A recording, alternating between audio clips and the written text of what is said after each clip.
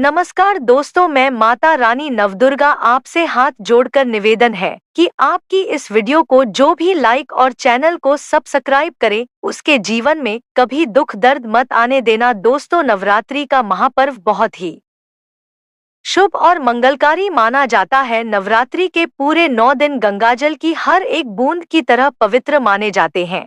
यह शुभ समय भक्तों के जीवन में खुशियों की सौगात लेकर आता है। दोस्तों, आपको बता दें, 2024 में इस साल चैत्र नवरात्रि के प्रथम दिन मंगलवार होने से माता दुर्गा की सवारी इस बार घोड़ा है। माता दुर्गा जी का घोड़े पर सवार होकर आना शुभ संकेत नहीं माना जाता। धार्मिक मान्यताओं के अनुसार जब भी माता दुर्गा जी घोड़े पर सवार होकर आती हैं, तो सामाजिक और राजनीतिक स्तर पर बड़े बदलाव देखने को मिल सकते हैं।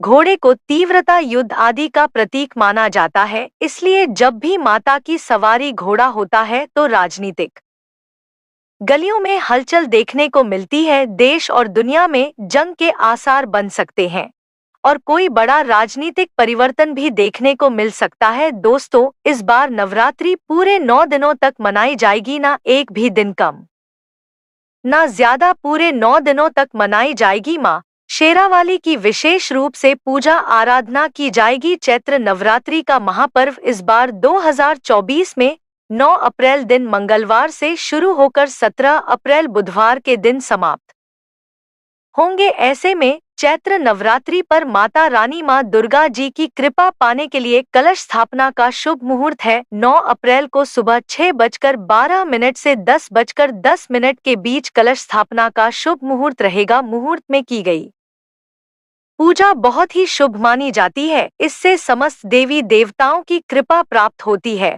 और पूजा पाठ का फल कई लाख गुना प्राप्त होता है। ऐसे में जो व्यक्ति नवरात्र आने से पहले घर से यह चीजें हटा देता है, तो उसके घर में मां वैष्णव जी का होगा आगमन, माता लक्ष्मी जी का होगा वास। माता शेरोवाली आपकी झोली खुशियों से भर देंगी, इसीलिए नवरात्रि आने से पहले घर से यह चीजें फौरन हटा दे। दोस्तों, आज हम कुछ ऐसे ही गलतियों के बारे में जानेंगे जो अगर आपके घर में भी होती है तो माता लक्ष्मी कभी नहीं करती ऐसे घर में प्रवेश। फिर चाहे आप कितनी ही पूजा पाठ कर लो, माता लक्ष्मी ऐसे घर में कभी नहीं आती। ऐसे घर से देवी देव भी हमेशा रहते हैं नाराज। दोस्तों, पूरी जानकारी को देखने के लिए इस वीडियो को अंत तक जरूर देखें। सच्ची श्रद्धा से कमेंट बॉक्स में लिखें, माता रानी आपका हमारे घर पर इस नवरात्रि में स्वागत है। माता रानी के लिए एक लाइक और एक सब्सक्राइब तो बनता है। दोस्तों, सबसे पहले नवरात्रि के पहले ही मंदिर की अच्छी तरह से साफ सफाई कर ले। मंदिर के अंदर अगर पुरानी मालाएं हैं, टूटी फूटी मूर्तियां हैं, उसके साथ ही खाली माचिस के डिब्बे रखे हुए हैं, तो उन्हें बाहर फेंक तथा टूटी मूर्ति को किसी नदी में प्रवाह कर दे। घर में छोटे बच्चों को नवरात्रि का व्रत नहीं रखना चाहिए, इससे उनकी जान को खतरा हो सकता है, क्योंकि इस व्रत में शरीर को अधिक शक्ति की जरूरत होती है। माता शेरावाली की तस्वीर अगर कांच के फ्रेम की है और वह कांच हल्की सी अगर टूटी हुई हो, तो ऐसे कांच को बदलवा ले या ऐसी तस्वीर को जल में विसर्जित कर दे। टूटी मूर्ति की पूजा करने से, टूटी तस्वीर की पूजा करने से आपकी श्रद्धा, भक्ति, व्रत आदि सब टूट जाता है, आपका व्रत खंडित हो जाता है। दोस्तों, नवरात्रि के 9 दिन बहुत ही पवित्र होते हैं।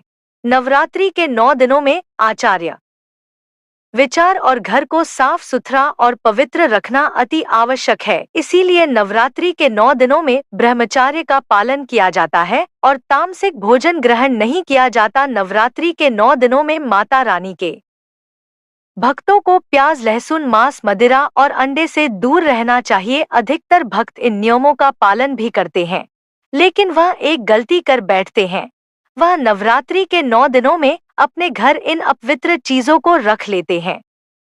ऐसा भूल कर भी नहीं करना चाहिए। भागवत पुराण के अनुसार नवरात्रि के 9 दिनों तक माता रानी अपने भक्तों के घर में वास करती हैं। अगर आप भी चाहते हैं कि माता रानी आपके घर में वास करें, तो आप अपने घर के वातावरण को पवित्र रखें। और नवरात्रि शुरू होने से पहले ही अपने अपने घर से प्याज, लहसुन, मांस, अंडा और मदिरा को बाहर निकाल दें। अपने घर को साफ रखें। इन वस्तुओं को घर से बाहर निकालने के बाद अपने घर में गंगा जल का छिड़काव अवश्य करें। भगवत गीता में भगवान कृष्ण जी कहते हैं, बगैर गंगा जल छिड़का कोई भी मंगल कार्य सफल नहीं माना जाता। गंगाजल का छिड़काव स्वयं भगवत गीता में भगवान श्री कृष्ण जी ने बताया था। अगर आपके घर में गंगाजल ना हो तो मार्केट से गौमूत्र ला सकते हैं और गौमूत्र लाकर आप गौमूत्र का अपने घर में छिड़काव करें।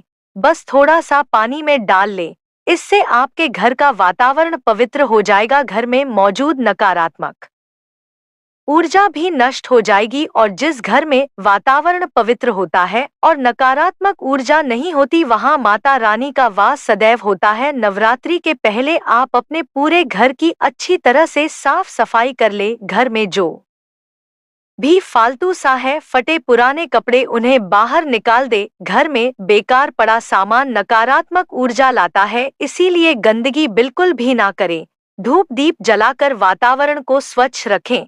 दोस्तों, माता के आगमन के लिए घर का दरवाजा जरूर सजाना चाहिए। इससे माता आकर्षित होती है और घर के द्वार में प्रवेश करती है। मां के आगमन के लिए द्वार को फूलों से सजाना चाहिए। दोस्तों, कई लोग ऐसे हैं जो माता रानी की चौकी कागज बिछाकर बनाते हैं, जो कि बिल्कुल गलत माना गया है। माता की चौकी के लिए आप नीचे लाल कपड़ा ही बिछाएं। काला कपड़ा और सफेद कपड़ा भूलकर भी नहीं बिछाना चाहिए। ध्यान रखें, कपड़ा फटा भी नहीं होना चाहिए। दोस्तों, अगर आपके घर में देवी देवताओं की खंडित मूर्तियां या फटा हुआ चित्र अगर हो तो उसे किसी पवित्र नदी में विसर्जित कर दें, क्योंकि ऐसी मूर्तियां और चित्र दुर्भाग्य, क्योंकि उन्हें घर में रखना बुरा माना जाता है। दोस्तों, वहीं अधिकतर लोग अपनी छत पर या अपने घर के मुख्य दरवाजे के आसपास कबाड़ इकट्ठा कर देते हैं। ऐसा करना अशुभ माना जाता है। अगर आपने भी अपने घर में घर के मुख्य दरवाजे पर या छत पर या फिर खासकर घर के उत्तर दिशा में कबाड़ इकट्ठा कर दिया है तो नवरात्रि शुरू होने से पहले उस कबाड़ को घर से अवश्य ही निकाल दें। दोस्तों, यदि आपके घर कोई भी बंद घड़ी है तो नवरात्रि शुरू होने से पहले उसे अपने घर से हटा दें और नई घड़ी ले आए या उसे सही करवा ले। खराब माना जाता है। बंद घड़ी समय से पीछे चलने वाली हमारी प्रगति में बाधा डालती है, इसीलिए नवरात्रि शुरू होने से पहले ही आप बंद घड़ी को घर से बाहर निकाल दे। दोस्तों, अगर आपके घर के मंदिर में किसी भी तरह का कोई फालतू सामान रखा है, जैसे कि साढ़े गले फूल, अगरबत्ती, धूप बत्ती के डिब्बे या माचिस आदि के डिब्बे या कोई भी खाली पैकेट मंदिर में ना रखें, या फिर कोई फटी पुरानी धार्मिक पुस्तक या भगवान के कोई पुराने कपड़े जो फट गए हैं या मुकुटमाला जो खराब हो गई है, तो उन्हें आप जितना जल्दी हो सके अपने मंदिर से हटा दें। नवरात्रि से पहले आप अपने मंदिर की और मंदिर के आसपास की साफ सफाई अवश्य ही करें, तभी माता रानी की चौकी स्थापित करें। इसके साथ ही आप अपने धन रखने के स्थान की सफाई भी अवश्य करें, क्योंकि नवरात्रि के दौरान माता लक्ष्मी भी गृह प्रवेश करती है। धन रखने के स्थान पर किसी भी तरह का कोई भी फालतू सामान, टूटा हुआ सामान ना रखें। धन रखने के स्थान को मंदिर की तरह ही साफ रखें। नवरात्रि के दौरान माता रानी की पूजा में कोहों को शामिल करें। माता रानी के साथ साथ रोजाना कौड़ी का भी पूजन करें। इसके बाद आप कौड़ी को धन रखने के स्थान पर रख दें। ऐसा करने से बरकत हमेशा होती है। अगर आपके पास पुराने जूते चप्पल इकट्ठे हो गए हैं तो नवरात्रि से पहले उन्हें घर से बाहर निकाल दे। पुराने जूते चप्पल की अशुभ के कारण ही घर में नकारात्मक ऊर्जा आती है और घर में अशांति और कलह का माहौल रहता है। नवरात्रि आने से पहले घर से जाला निकालना ना भूले। अगर जिस घर में जाला होता है उस घर में माता रानी कभी वास नहीं करती। साथ ही साथ टूटे फूटे बर्तन अगर घर में पड़े हैं या टूटा हुआ आईना भी अगर घर में हो तो उसे भी निकाल दे। घर में टूटे फूटे ईंट पत्थर भी नहीं रखना चाहिए, इससे माता लक्ष्मी नाराज हो जाती है। अब हम जानते हैं नवरात्रों के दौरान क्या नहीं खाना चाहिए और क्या नहीं पीना चाहिए, और कौन सा फल खाने से व्रत संपूर्ण और सफल हो जाता है। दोस्तों, नवरात्रि के दिन सेब जरूर खाना चाहिए, शास्त्रों में होता है। तो यह जो नवरात्रि के 9 दिन होते हैं, जिसमें हम माता की अलग अलग स्वरूपों की पूजा आराधना करते हैं। हर पूजा का, हर स्वरूप का अपना महत्व होता है और प्रत्येक दिन की पूजा इसलिए बहुत महत्वपूर्ण मानी जाती है। तो नवरात्रि में प्रतिदिन की पूजा विधि की वीडियो आपको हर रोज मिलेगी। आप लोग चैनल से जुड़े रहिएगा। और अब जानते हैं कि नवरात्रि कब से प्रारंभ हो रही है, कब समाप्त हो रही है। लेकिन उससे पहले वीडियो को लाइक करके चैनल को सब्सक्राइब अवश्य कर दें। इस बार साल 2024 में 9 अप्रैल मंगलवार से चैत्र नवरात्रि प्रारंभ होंगी, जो कि 17 अप्रैल बुधवार को समाप्त हो जाएंगी। नवरात्रि में मंगलवार और शनिवार के दिन मां का आगमन घोड़े पर होता है, जिसे अशुभ माना जाता है, बहुत ज्यादा शुभ नहीं मानते हैं। ऐसे में इस बार मां दुर्गा घोड़े पर सवार होकर धरती पर पधारे। कलश स्थापना की तिथि और शुभ मुहूर्त रहेगा 9 अप्रैल मंगलवार को प्रतिपदा तिथि के, जो कि सुबह 6:01 से 10:02 तक रहेगा। अगर आप इस समय कलश स्थापना ना कर पाए तो अभिजीत मुहूर्त में घट स्थापना यानी सुबह 12:03 से दोपहर 12:50 के बीच में घट स्थापना कर सकते हैं। अगर आप सुबह नहीं कर पाते हैं तो ऐसे जो भक्त नवरात्रि का व्रत धारण करना चाहते हैं, पहली बार व्रत धारण करना चाहते हैं, तो आप इस बार की नवरात्रि से अपना व्रत प्रारंभ कर सकते हैं। जो कुछ विशेष दिनों के व्रत धारण करना चाहते हैं, जैसे कि सोमवार या फिर शुक्रवार या शनिवार इत्यादि, अगर आप कोई वार के व्रत भी शुरू करना चाहते हैं तो नवरात्रि में व्रत प्रारंभ कर सकते हैं। बहुत श्रेष्ठ माना जाता है। कोई भी नया व्रत प्रारंभ करने के लिए शुक्ल पक्ष का समय, नवरात्रि का समय सर्वश्रेष्ठ समय है। इस बार किसी भी तिथि की गड़बड़ नहीं है। 9 दिन की पूजा करने का पूरा समय मिलेगा। अष्टमी तिथि रहेगी 16 अप्रैल मंगलवार को, नवमी तिथि रहेगी 17 अप्रैल बुधवार को और दशमी तिथि 18 अप्रैल गुरुवार को होगी। दशमी तिथि को नवरात्रि व्रत का पारण और दुर्गा विसर्जन किया जाएगा। इसी के साथ नवरात्रि व्रत का समापन हो जाएगा। इन 9 दिनों में नाखून, बाल आदि काटने के लिए मना किया जाता है। व्रतधारी को पूजा करते समय काले रंग की वस्त्र नहीं पहनने चाहिए। विधि विधान से सुबह और शाम की पूजा करनी चाहिए। वैसे तो कलश स्थापना करना बहुत ही शुभ माना जाता है। अगर आप किसी कारण से कलश स्थापना नहीं कर पाते हैं तो बिना कलश स्थापना के भी आप नवरात्रि के 9 दिन की पूजा या 9 दिन उपवास रख सकते हैं।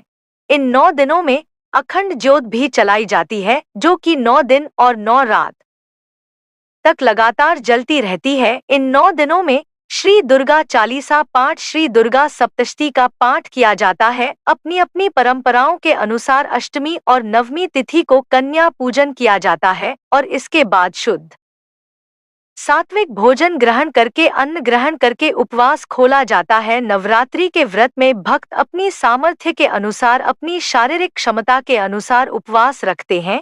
जैसे कि कुछ लोग इस व्रत को केवल जल के साथ रखते हैं, कुछ लौंग का जोड़ा ग्रहण करके रखते हैं, कुछ लोग एक समय फलाहार ग्रहण करके रखते हैं। फलाहार में सेंधा नमक से बना हुआ फलाहार, जैसे आलू टिकिया, लौकी टिकिया, कूटू की पूरी के चावल आदि ग्रहण किए जा सकते हैं। मौसमी फलों का और भरपूर मात्रा में दूध और जल का सेवन इस दौरान किया जाता है। लेकिन जो लोग व्रत भी रखना चाहते हो लेकिन बिना अन्न के नहीं रह सकते, इस व्रत में एक समय शुद्ध सात्विक भोजन, जो कि सेंधा नमक से बना हुआ हो, लहसुन प्याज से रहित हो, भोजन रात के समय कर सकते हैं। चैत्र नवरात्रि की 17 अप्रैल को मां सिद्धिदात्री की पूजा करेंगे। महानवमी है और 17 अप्रैल को ही श्री राम नवमी मनाई जाएगी। भगवान श्री राम का जन्मोत्सव मनाया जाएगा। साल 2024 में नवरात्रि पूरे 9 दिन की है, तो किसी प्रकार का तिथि में ऐसा उलटफेर नहीं है। पूरे 9 दिन की नवरात्रि हमें प्राप्त हो रही है, जो कि बहुत शुभ है। जब बात करें माता की सवारी की तो देखिए, नवरात्रि में मंगलवार और शनिवार के दिन मां का आगमन घोड़े पर होता है, तो इस बार माता का जो वाहन है वह घोड़ा है। अब बात करते हैं कलश विसर्जन का। दुर्गा विसर्जन नवमी तिथि के बाद ही करना चाहिए, तो 17 अप्रैल बुधवार को दोपहर 3:12 तक नवमी तिथि रहेगी, जिसके बाद दशमी तिथि प्रारंभ हो जाएगी। तो ऐसे में आप इस दिन शाम को सूर्यास्त से पहले तक विसर्जन कर सकते हैं। नवरात्रि पर आप माता रानी को बहुत सरल और सस्ते उपायों से खुश कर सकते हैं। आइए जानते हैं वे सरल उपाय। पान, ताजे नए पान लाकर उस पर एक रूप का सिक्का रखकर मां भवानी के सामने रखें। सुपारी, रब की पूजा। सुपारी लाकर देवी मां को समर्पित करें तो भी वे प्रसन्न होकर आशीर्वाद देंगी। राइट पा, रब की रुई खरीद कर उसे माता रानी को अर्पित करें तो वह उतनी ही प्रसन्न होंगी जितनी हमारे उपायों से होती है। गुड़, अगर आप महंगे प्रसाद भोग माता जी को नहीं चढ़ा सकते तो गुड़ लाकर पूरे भक्ति भाव से देवी के समक्ष रखें, आपको शुभ आशीर्वाद अवश्य मिलेंगे। काले उबले चने, देवी मां को प्रसन्न करने का यह भी बहुत सरल और सस्ता उपाय है। काले उबले चने भी अम्बे मां को प्रसन्न करेंगे। तो दोस्तों, वीडियो को लाइक करके, चैनल को सब्सक्राइब करके बेल आइकन का बटन अवश्य ही दबा दीजिए। मिलते हैं अपने अगले वीडियो में, तब तक के लिए धन्यवाद। जय माता दी। बहुत बड़ी गलती कर बैठते हैं। हमेशा ध्यान रखना चाहिए कि माता रानी को सदैव फूल वाली लौंग ही अर्पित करना चाहिए। जिस लौंग के ऊपर फूल नहीं होता या फिर जिस लौंग के पीछे लकड़ी की डांडी नहीं होती, उसको आप माता रानी के पूजन में भूलकर भी इस्तेमाल ना करें। दोस्तों, नंबर 4, तुलसी के पत्ते अर्पित नहीं करने चाहिए। मां दुर्गा के पूजन में तुलसी पत्र का इस्तेमाल करना वर्जित माना जाता है। तुलसी माता रानी को सफेद फूल भी अर्पित ना करें। माता रानी को सदैव लाल रंग के फूल अर्पित करने चाहिए। लाल रंग के फूल माता रानी को अति प्रिय है। खासकर माता को गुड़हल और कमल के फूल अति प्रिय है। शास्त्रों में बताया जाता है कि घर में माता रानी की 2 या 3 मूर्तियां, यह फोटो नहीं होनी चाहिए। इस बात का भी आप भी ध्यान रखें कि माता रानी की पूजन में कोई भी खंडित चीज इस्तेमाल ना करें। खंडित चीज जैसे कि चटका हुआ या टूटा हुआ दीपक या फिर चटका हुआ कोई बर्तन। साथ ही यह भी ध्यान रहे कि लोहे के और प्लास्टिक के बर्तन आप माता रानी के पूजन में इस्तेमाल ना करें, क्योंकि प्लास्टिक के बर्तन हड्डियों के पाउडर से मिलकर बनते हैं। ऐसा ना करें। ऐसे बर्तनों को माता रानी के पूजन से सदैव दूर रखें। माता रानी को जो पुष्प अर्पित कर रहे हैं, उन्हें सगे नहीं सूंघ हुए फूल या गिरे हुए फूल या फिर मुरझाए हुए फूल माता को अर्पित ना करें। माता रानी के सच्चे भक्त इस वीडियो को लिखे करके एक सब्सक्राइब अवश्य कर दे। जय माता दी।